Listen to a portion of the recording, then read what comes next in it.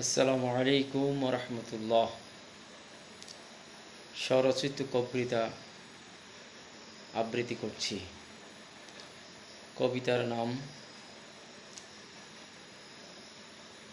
বিষ বৃক্ষ অপরাজনীতি। কত শত ক্ষত চিহ্ন এ বাংলার বুকে অঙ্কিত, একের পর এক সে ক্ষতের পুনরাবৃত্তি। হারিয়েছে এ বাংলাদেশ স্বাধীন ভূখণ্ড। আজকের এই বাংলাদেশ যেন হাত পা কাটা এক পঙ্গু স্বাধীন ভূমি। পশ্চিমবঙ্গ, উড়িষ্যা, বিহার, আসাম সহ আরাকান, রাখাইন এসব ছিল বাংলার পিঠ। এ ক্ষত উদ্ধারের জিহাদ চলবে। ৭১-এর ক্ষত আবার দাগা দিল।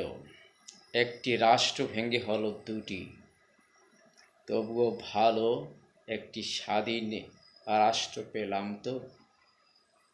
বাংলার মুসলমান বিদ্বেষ পরায়ণ হলো কিভাবে, ইতিহাস খোঁজো। ভাইয়ে ভাইয়ে দ্বন্দ্ব সংঘাত, রক্তপাত, কটমট, আহাকি বিপর্যস্ত মুসলিম সমাজ। দেশ স্বাধীন হলো, যুদ্ধাপরাধীদের বিচার হলো, বাকিদের ক্ষমার আদেশ এলো, ক্ষমা পেল। সবই তো হলো, আবার কি? রাজাকার, আল বদর, আল শামস ইত্যাদির নতুন করে দাবানল জ্বলে উঠল। কি আশ্চর্য ব্যাপার! দেশের মানুষ দ্বিধাভক্ত। অপপ্রচার, প্রপাগান্ডা, মিথ্যাচারের অনল দাহে বিদগ্ধ বাংলার মুসলমান। বাংলাদেশ স্বাধীন, সার্বভৌম একটি সমৃদ্ধশালী দেশ।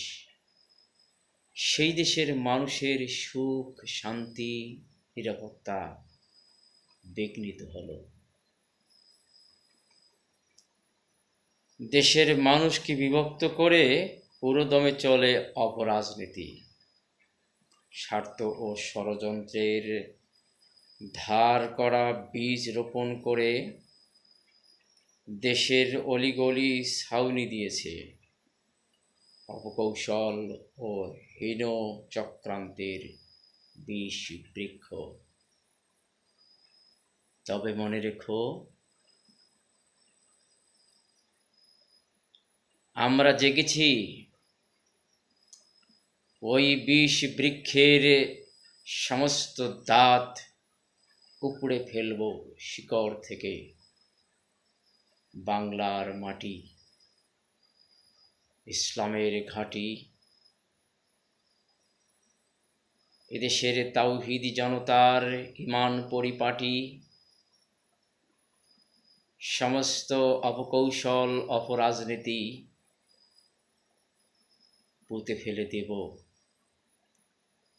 আনব বিশ্বে আবার ইসলামের গেদি। আসসালামু আলাইকুম ওয়া রাহমাতুল্লাহি তাআলা ওয়া বারাকাতুহু।